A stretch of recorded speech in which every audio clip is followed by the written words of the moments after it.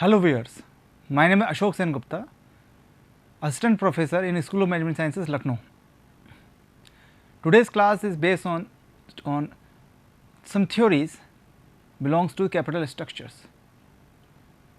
This topic is a part of Financial Management and Corporate Finance in MBA program. So, in previous classes we able to understand what is capital structure. Capital structure is a kind of combination of various financial investment by the investor in a company or borrowings from the company as a finance.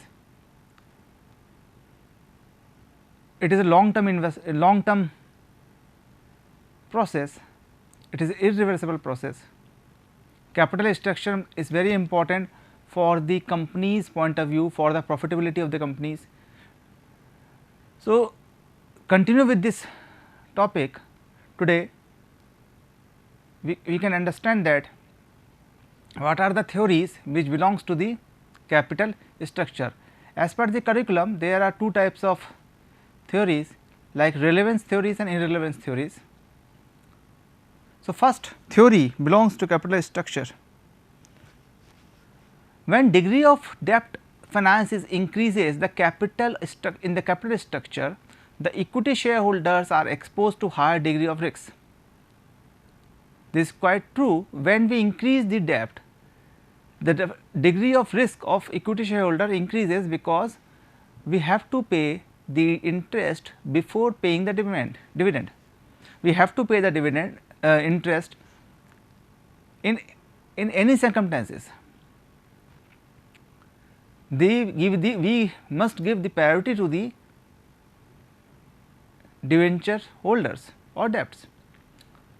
The debts investor are first be the part of the profit, they must claim the profit first, they must be part of the profit distribution and claim first. In case of liquidation, the claim on the equity shareholders is only residual, arises only after payment of debt. If company liquidated, insolvent, sells all its assets and pay to the investors, priorities will given to the debenture holder or debt, and the residual will pay to the equity shareholders. Therefore, equity shareholders always win in risk, high risk, if we increase the debts. So, these theories going to prove what must be the optimum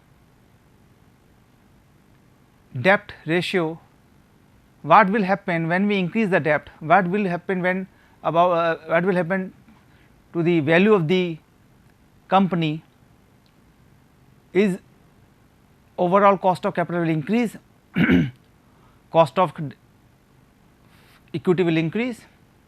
So, with this theory we will prove. Derivant views have been expressed on the relationship between leverage, cost of capital and value of the firms. There is a relationship between the cost of capital, leverage means use of debt, and value of the firm. A financial management manager must keep eye on the performance of the company and also look after the aspects of increasing the value of the shareholders, equity shareholders with the debentures. Financial manager must keep close watch on the cost of capital also. So, different views of relationship is known as theories of capital structure theories. First relevance theories, second is irrelevance theories. In relevance theories, first theory is net income approach. First theory is net income approach. This theory was suggested by Durant. In this theory, he stated the relationship between capital structure and value of the firm.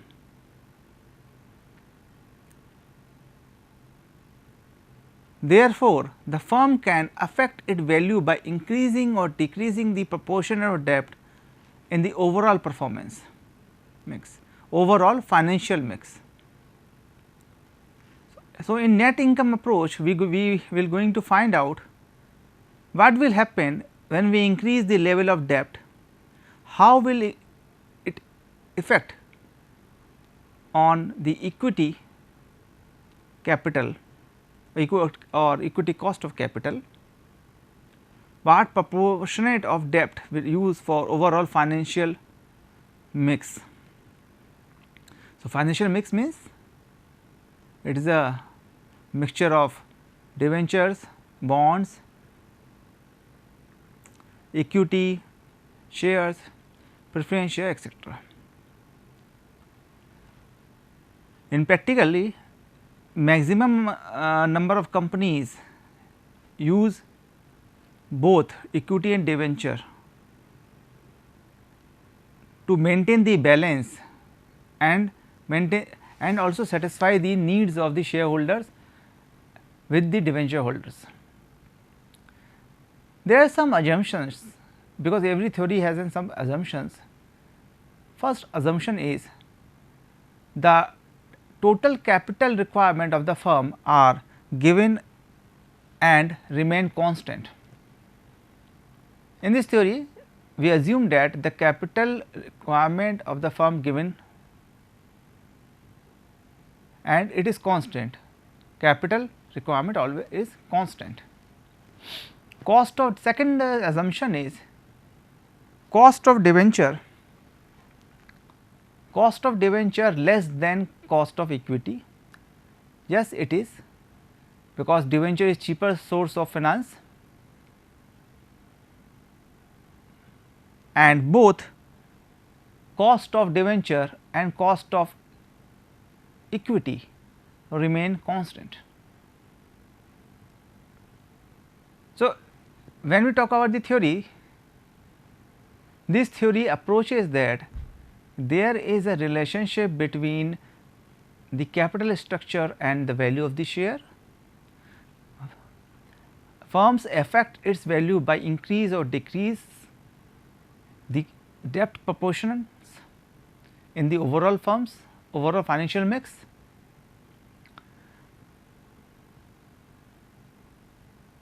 Total requirement of the firm are given and it's less than KE is less than KD.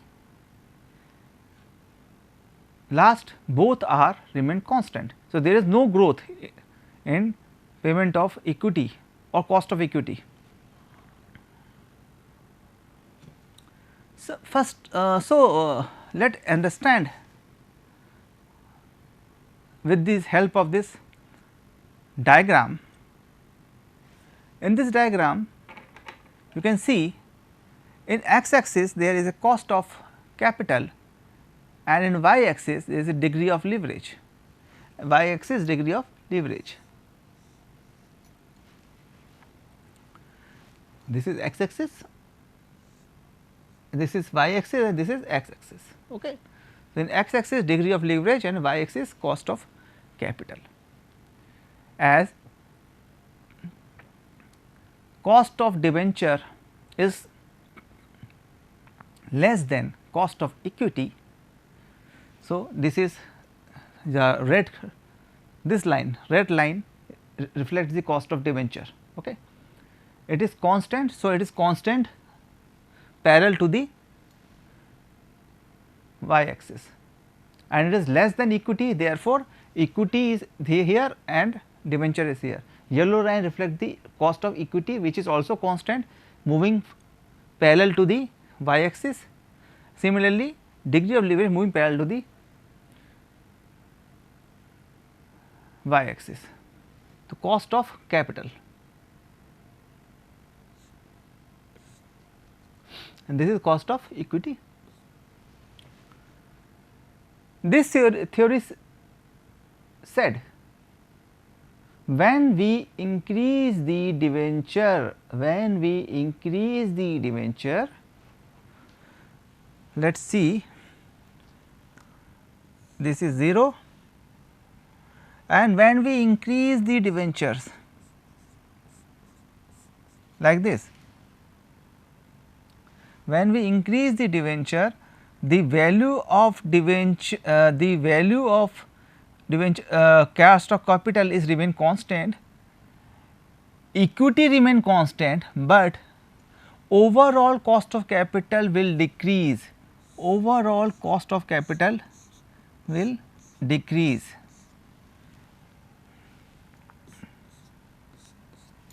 Like this.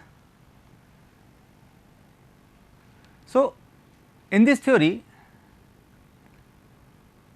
Durant want to explain that if we increase the debenture in the portfolio constantly with constant, then equity capital or cost of equity capital and cost of debenture will constant, and by adding the debenture overall cost of capital comes down, moving from left to right, downward slope. This is downward slope moving from left to right. So, overall cost of capital will decrease by adding the debenture, but it will not hamper the cost of equity will remain same and will be constant. So, this is the theory and this is the graphical representation of the theory. Now, to prove this theory we have some numericals also. So, first we should understand that V is the total value of the firm, we denote by V, you can denote by any word, here I denote by V, and S is market value of equity shares, market value of equity share, it is not of the cost of the equity share, it is the market value of equity share. Okay. And D is market value of debts, D is market value of debts. Therefore, in financial mix when we add debenture with equity, it shows the total value of the firm. Therefore, V equals to S plus D, V equals to S plus D, V equals to S plus, this is the total value of the firm. Now, with the help of this V, we can find out the cost of overall cost of capital. Overall cost of capital, the formula of overall cost of capital is K naught or KO equals to EBIT divided by V, EBIT divided by V.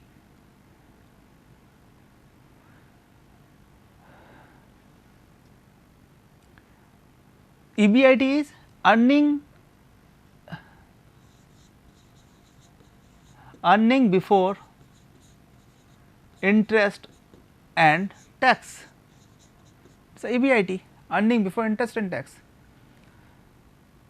Similarly, to calculate the S, market value of the equity share, we have a formula, earning available to the equity share. Earning available means after earning available, this means EBIT minus I minus T, means first deduct the interest paid to debenture holders, then pay the tax, remaining balance, if there are any remaining balance, then it is for the equity shareholder divided by equity capitalization rate.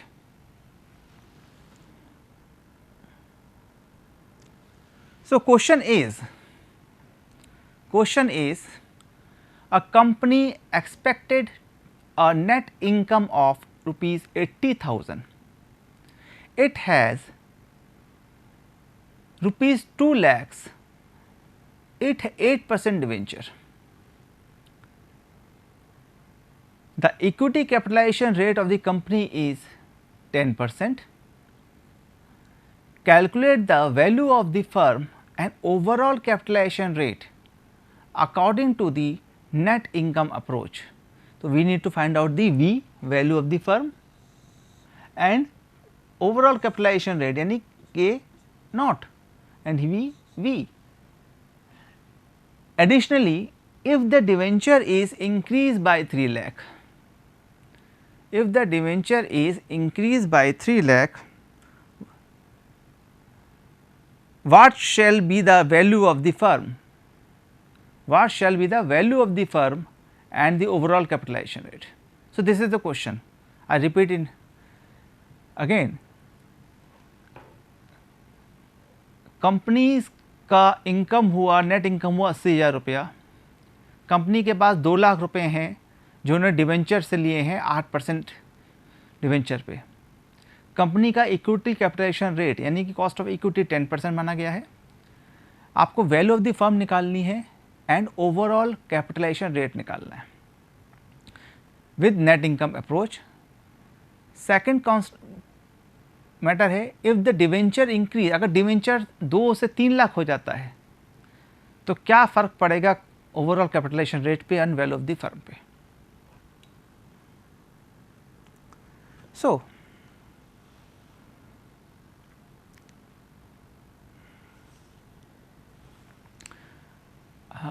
I already did the numerical, but I try to do here also.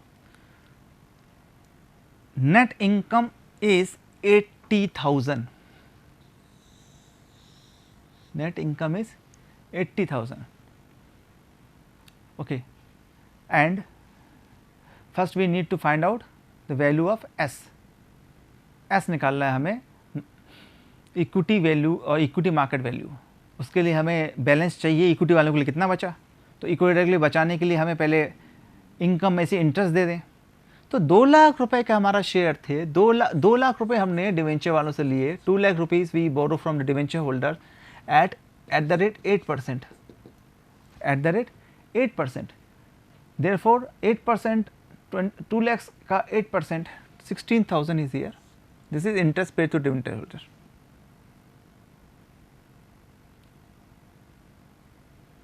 As here tax is ignored, हमने tax ignore किया है तो tax को हम नहीं देंगे। यहाँ पे क्वेश्चन टैक्स के बारे में कुछ नहीं बताया गया, टैक्स नहीं लेंगे। Okay, so it is 64,000 for the equity share holder. Equity share holder वालों के लिए कितना पैसा बचा, 64,000। इक्विटी कैपिटलाइजेशन रेट कितना है हमारे पास, 10%। Equity capitalization rate is 10%। So value of S is, S की वैल्यू निकालने के लिए क्या करेंगे,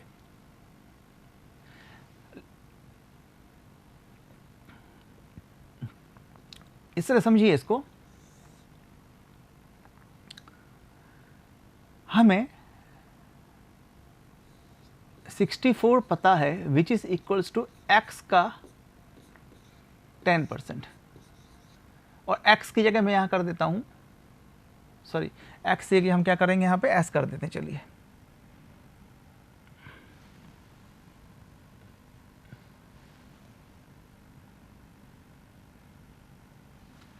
एस कर देते हैं। So cross multiplication 64 into 100 divided by 10, 1 0 से 1 0 गया, 6,40,000, 6,40,000। Hope you understand that, 6,40,000. This is the value of S. S is market value of equity share. Now we have market value of equity shares, we have debentures 2 lakhs. So by adding S and D, दोनों को जोड़ देंगे, S और D को, formula पीछे दिखाया था मैंने, S और D को जोड़ देंगे, यहाँ पे हमें मिल गया 8,40,000, हमें मिल गया तो value of firm is 8,40,000।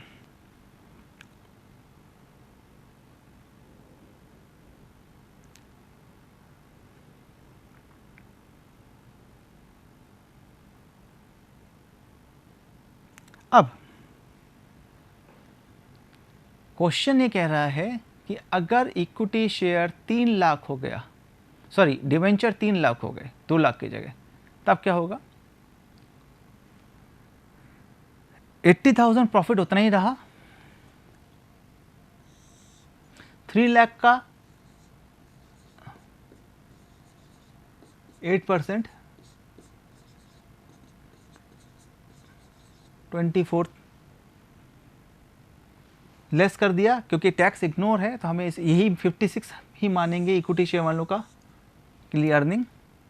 Capitalisation rate same रहेगा, तो सेम 10%, तो हम 56,000 इंटू 100 डिवाइडेड बाई 10 कर देंगे, जिससे कि हमें पिछले जैसे किया था, जिससे कि हमें market value of equity S पता लग जाए, हमें एस पता लग जाए। तो हमें एस पता लग गया,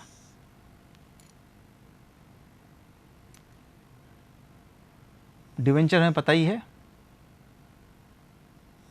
तो total value of the firm is, जब ऐड कर देंगे तो 8,60,000 हो जाएगा, 8,60,000 हो जाएगा। क्वेश्चन ये कह रहा है कि ओवरऑल कैपिटलाइजेशन रेट क्या होगा डेप्ट बढ़ाएंगे तो ओवरऑल कैपिटलाइजेशन कैसे निकालेंगे हम लोग? यहाँ पर ओवरऑल कैपिटलाइजेशन रेट निकालने के लिए 80,000 यानी कि net income divided by 8,60,000 value EBIT divided by V, ये फॉर्मूला होता है, is equals to 9%, 9.3%, it's equal to 9.3%। तो ओवरऑल कैपिटलाइजेशन रेट इज 9.3%। अब पिछले वाले में ओवरऑल कैपिटलाइजेशन रेट कैसे निकालेंगे? 80,000 डिवाइडेड बाई 8,40,000 इंटू 100, 4 0 4 0 गया, सो 800 डिवाइडेड बाई 84, 2 से किया 42, 20, 2 से किया 21,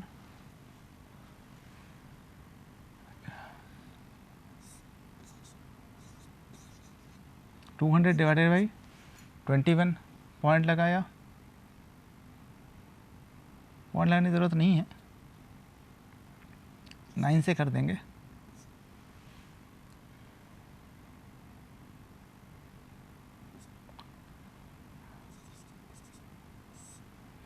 $11,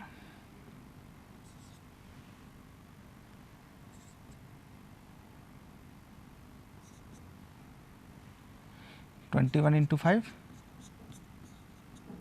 105, 5 बचा, तो 9.5, अप्रॉक्सली 9.5।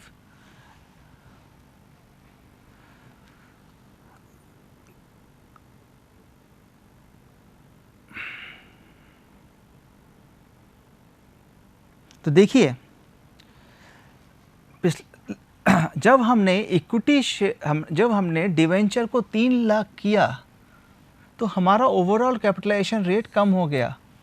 डिवेंचर को 3 लाख किया, हमारा ओवरऑल कैपिटलाइजेशन रेट क्या हुआ? कम हो गया। पिछली बार कितना था हमारा overall capitalization rate? 9.5, overall capitalization rate 9.5, अब 9 कम होकर क्या हो गया? 9.3, 9.3।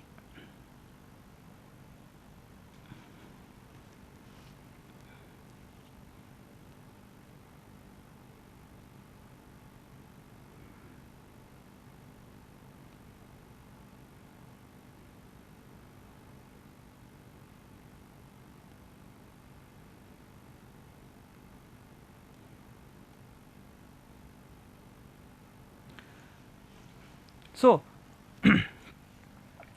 जब हमारा डिवेंचर, हमने डिवेंचर को बढ़ाना शुरू किया अपना, ये मान लेते हैं यहाँ पे 2 लाख था,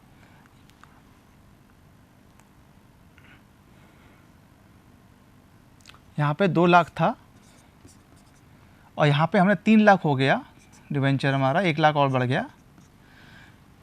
एज पर द थ्योरी 9.5 से 9.3 हो गया, तो डिक्रीज, हैंस प्रूव्ड दैट कि when we increase the debenture constant rate, overall cost will decrease as per the theory of net income approach, as per the theory of net income approach. What I want to show you in this slides. So, friends, hopefully you understand that the theory of net income approach, in which the author, the Durant, said that when we maintain the constant rate of debenture, the overall cost of capital will decreases, and I will prove, I have proved that with the help of this numerical. So, hope you understand the topic. Thank you for watching this video.